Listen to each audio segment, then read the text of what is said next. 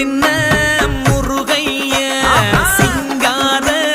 முருகைய சின்ன சின்ன முருகைய சிங்கார முருகைய கொஞ்சி கொஞ்சி தமிழ் பேசும் செந்தில்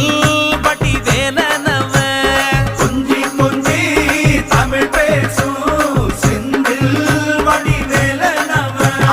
சின்ன சின்ன முருகைய சிங்கார முருகைய